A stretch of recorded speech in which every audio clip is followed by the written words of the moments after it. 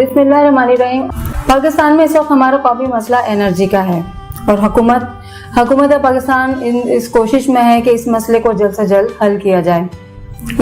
पाकिस्तान के माहिरीन इस पर दिन रात काम कर रहे हैं और इन्हीं माहिरीन में जनाब महफूज अहमद काजी साहब का नाम नुमाया है। अल्लाह ने खुदादाद सलाहियत से नवाजा है, तो आइए उनसे मुलाकात करते हैं और उनसे उनकी काविशों के बारे में पूछते हैं। अस्सलाम वालेकुम सर, कैसे हैं आप? खैरियत से हैं जी।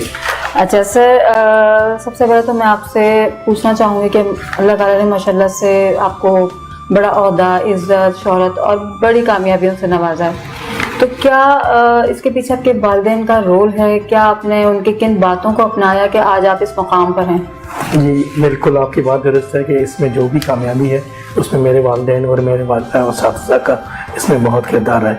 तो सबसे पहली बात मैं आपको ये बताऊं कि मेरे वालिद साहब खुद हमारे उस्ताद रहे, हमारे शहर के मटियारी से हमारा ताल्लुक है और मटियारी की जो काजी फैमिली है जिसका पूरे हिंदुस्तान के अंदर फतवा चलता था। अच्छा। इस्लामिक इंजेक्शंस जितनी भी थी उनकी इंटरप्रिटेशंस के बाद जो फैसले होते थे इस्लामी, वो सारे अंग्रेज दौर में भी वहीं से होते थे। और कुरान शरीफ का जो पहला सिंधी तर्जुमा है वो भी हमारे परदादा थे अखू नजीजुल्लाह, जिन्होंने सिंधी का पहला तर्जुमा कुरान शरीफ की ट्रांसलेशन उन्होंने की थी माशाल्लाह। तो उनकी दुआएं हैं और उनकी मेहनत है, उनकी तवज्जो है, जिसकी वजह से हम 5 भाई हैं और अल्हम्दुलिल्लाह हम 5 भाई अपनी फील्ड्स के अंदर, एक भाई फॉरेन सर्विस में है, एक स्टेट बैंक में है, एक इलेक्ट्रिक के और एक भाई स्टेट बैंक के हैं, एक भाई डॉक्टर हैं। तो हम पूरी फैमिली जो है अल्हम्दुलिल्लाह हम उन्हीं की दुआओं और उनकी मेहनत की वजह से। अच्छा सर, आपकी एजुकेशन के बारे में थोड़ा पूछना चाहूँगी। मैंने इंजीनियरिंग की थी इलेक्ट्रिकल में, उसके बाद मेरी 2 मास्टर्स में इकोनॉमिक्स में और एनर्जी मैनेजमेंट में कॉमसेट्स इस्लामाबाद से। क्योंकि मेरा कैरियर जो था एज ए इंजीनियर स्टार्ट किया था कि इलेक्ट्रिक से 6 साल के बाद फिर मैं इलेक्ट्रिक की प्राइवेटाइजेशन के बाद जब पहले उनके जर्मन CEO आए थे तो मैं उनके साथ उनका प्रोजेक्ट लीडर था और काफ़ी इंपॉर्टेंट प्रोजेक्ट्स जो कराची के थे, रोड मैनेजमेंट के, ट्रेनिंग ऑफ द मैनेजर्स के, और इसके अलावा इसके बाद मैंने ज्वाइन की थी federal ministry of water and power में as a deputy adviser power. उसके बाद फेडरल प्लानिंग कमीशन की एनर्जी विंग में रहे और 2014 से सिंध गवर्नमेंट के अंदर as a director alternate energy join किया। तालीम के बाद फिर आप किन किन ममालिक में गए और क्या आपने वहाँ से एक्सपीरियंस हासिल किया? क्या आपने क्या नॉलेज ली वहाँ से? देखिए, तकरीबन 10 से 12 America, China, south east Africa में एनर्जी के हवाले से बहुत सारी कॉन्फ्रेंसेस और ट्रेनिंग्स मैंने अटेंड की और उसमें से waste energy, off grid rural areas के सोलर सिस्टम्स के लिए हमने अफ्रीका के मॉडल्स को स्टडी किया, वेस्ट एनर्जी के मॉडल्स को स्टडी किया और पावर प्लांट्स के जो यूटिलाइजेशन है और आजकल जो एनर्जी सेक्टर का ट्रांजिशन चल रहा है from the fossil fuels towards the green energies, तो उस हवाले से बहुत सारी ट्रेनिंग्स की हैं। सही। अरे सर, पाकिस्तान में विंड पावर का कितना स्कोप है? पाकिस्तान के अंदर जो इनिशियल पहला विंड कॉरिडोर सिंध में था जिसका 55,000 मेगावाट का पोटेंशियल है, उसके बाद बलूचिस्तान के जो एरियाज हैं जेमिनी के साथ वहाँ पे भी मोर देन 1.5 लाख मेगावाट्स का पोटेंशियल है विंड पावर का, जबकि हमारी डिमांड और सप्लाई अगर आप देखेंगे तो 30 से 40 हज़ार डिमांड सप्लाई है। लेकिन विंड का एक पैटर्न होता है कि उसका कैपेसिटी फैक्टर जो पहले 30 से 31% था अब 40-44% हो गया है।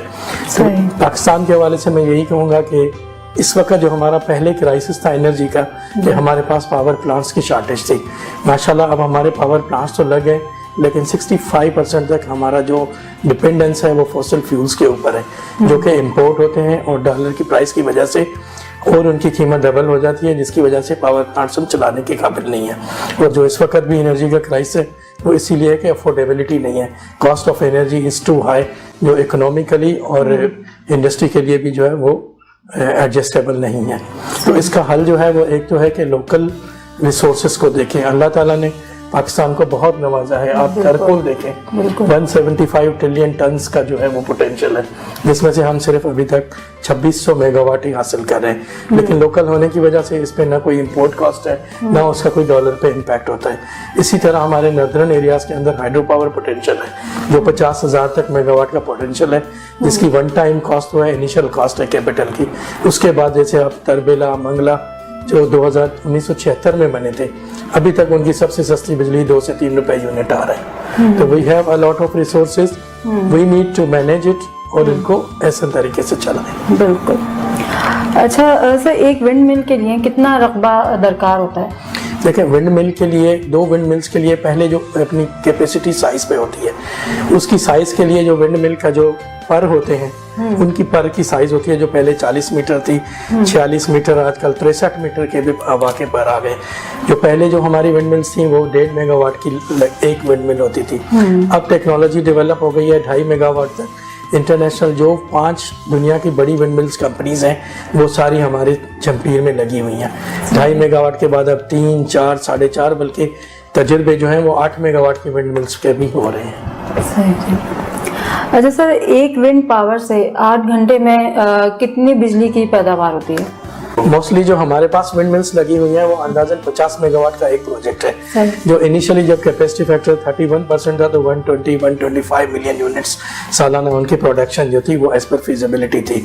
अब टेक्नोलॉजी इंप्रूवमेंट होने के बाद 160 even 170 million units of the electricity हम एक 50 मेगावाट के पावर प्लांट से हासिल कर सकते हैं, जिसमें अगर 2.5 मेगावाट की मिल है तो वो हमें 25-20 विंड टर्बाइंस चाहिए। एक 50 मेगावाट के लिए 2 की है तो उसमें फिर 25 चाहिए। मोस्टली शुरू में हमारे पास जो है वो 1.6 मेगावाट की 33 विंड मिल्स एक प्रोजेक्ट में लगी हैं, जो अब वो इम्प्रूव होके 20 मिल्स पे एक प्रोजेक्ट चल रहा है। अच्छा सर, कितनी विंड मिल जो है काम कर रही हैं इस वक्त और कितनी अब लगने जा रही हैं? ये पाकिस्तान में इस वक्त सूबाई सिंध में झमपीर में के विंड कॉरिडोर में 35 विंड प्रोजेक्ट्स काम कर रहे हैं, जो तकरीबन 1835 मेगावाट की इलेक्ट्रिसिटी प्रोड्यूस कर रहे हैं। और विंड का जो एक पीरियड होता है वो लीन और पीरियड होता है कि साल के अंदर फरवरी और मार्च के बाद जब हवाएं शुरू होती हैं तो नवंबर तक वो हवाएं चलती हैं, वो उसका मैक्सिमम पीक पीरियड होता है। दिसंबर से लेकर फरवरी तक उसका लीन पीरियड होता है। तो हमारे पास इसके अलावा भी तकरीबन 1.5 मेगावाट के प्रोजेक्ट्स हैं जो पाइपलाइन में हैं, उनके फाइनेंशियल एग्रीमेंट्स, उनकी लैंड अलॉटमेंट्स और उनके प्रोसेसेस जो है उन पे जा रहे हैं। गवर्नमेंट ने जो अब नई पॉलिसी दी है उसके मुताबिक जो भी पावर प्लांट्स आते हैं वो थ्रू कॉम्पिटिटिव बिडिंग आएंगे ताकि उनकी प्राइस रिड्यूस हो सके। सही। तो 1.5 मेगावाट के करीब प्रोजेक्ट्स हैं जो आइडेंटिफाइड है और उनके लिए डिफरेंट स्टेजेस ऑफ डेवलपमेंट में वो है।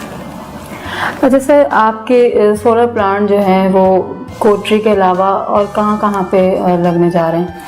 देखिए, तो कोटड़ी के अलावा कराची में इस वक्त हमारी 2 साइट्स हैं। एक डिस्ट्रिक्ट मलीर के अंदर 150 मेगावाट का सोलर पावर प्लांट और डिस्ट्रिक्ट वेस्ट के अंदर 120 मेगावाट का सोलर पावर प्लांट है, जिसके लिए हमने फिजिबिलिटी स्टडीज कर ली है, लैंड आइडेंटिफाई कर लिया है और बिडिंग के थ्रू हम जो है इसको लीस्ट कॉस्ट के ऊपर इंशाल्लाह जल्दी 1 साल के अंदर लेके आ जाएंगे। सही। अच्छा सर, सिंध गवर्नमेंट ने लाखों घरों में सोलर सेल का मंसूबा बनाया था, तो क्या उस पर अमल हो रहा है? जी बिल्कुल हो रहा है। सिंध गवर्नमेंट ने जो ऑफ ग्रिड एरियाज हैं जहां इलेक्ट्रिसिटी एक्सेस कम है या पुअरेस्ट फैमिलीज हैं, उनके लिए वर्ल्ड बैंक के तावन से एक प्रोजेक्ट बनाया था जिसमें इनिशियल टारगेट था कि 2 लाख घरों को सोलराइज किया जाए।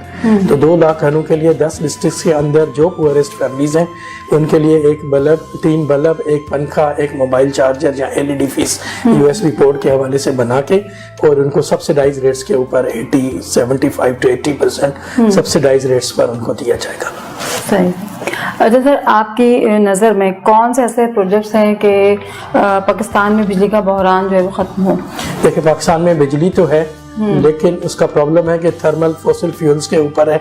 इंपोर्ट ड्यूटीज और डॉलर की डिवैल्यूएशन, रुपये की डिवैल्यूएशन की वजह से वो कॉस्टली इफेक्टिव पड़ती है। तो ग्रीन एनर्जी ही एक मसले का हल है जिसमें कोई फ्यूल कॉस्ट नहीं है, सिर्फ कैपिटल कॉस्ट है। 1 टाइम प्रोजेक्ट लग गया, उसके बाद सिर्फ उसकी ऑपरेशन एंड मेंटेनेंस है। तो विंड के प्रोजेक्ट्स हैं, सोलर सबसे सस्ता है, वेस्ट टू एनर्जी है, बायोगैस प्लांट्स हैं जो कि रूरल एरियाज के अंदर वो इलेक्ट्रिसिटी जनरेट कर सकते हैं। और हमारे पास जितने भी ये रिसोर्सेज हैं, अगर हम उनको इकोनॉमिकली मैनेज करें तो हम अपने बहरान पर काबू पा सकते हैं। सही। अच्छा सर, आपका इदारा और किन किन शोबों में काम कर रहा है? देखिए, हमारे प्रोजेक्ट के अंदर रूफटॉप सोलर के ऊपर 50 मेगावाट का प्रोजेक्ट है जिसमें हमने पब्लिक सेक्टर बिल्डिंग्स के ऊपर रूफटॉप सोलर लगा के सेविंग्स की हैं। 21 मेगावाट के लिए हम 32 हॉस्पिटलों को सोलराइज कर चुके हैं। 25 हॉस्पिटल्स के ऊपर हमारा काम हो रहा है और ये वर्ल्ड बैंक की फंडिंग से हो रहा है कि जितनी भी पब्लिक सेक्टर बिल्डिंग्स हैं उनको इनिशियल फेजेस के अंदर सोलराइज किया जाए। इससे ना सिर्फ ये कि आप देखेंगे कि क्लाइमेट चेंज की जो इफेक्ट्स हैं उससे फर्क पड़ेगा। 2015 में आपको याद होगा कि सिर्फ 1 से 1.5 डिग्री टेम्परेचर इंक्रीज होने की वजह से बहुत बड़ी कैजुअलिटीज एक दिन के अंदर हो गई थी। उसके बाद सिंध गवर्नमेंट ने ग्रीन पार्क्स बनाने का डिसीजन किया था कि हर डिस्ट्रिक्ट के अंदर कम से कम एक सोलर पार्क होना चाहिए, जिसके अंदर इनिशियली पहले फेज के अंदर 7 डिस्ट्रिक्ट्स आइडेंटिफाई की गई थी और 3 डिस्ट्रिक्ट्स में काम इस वक्त चल रहा है।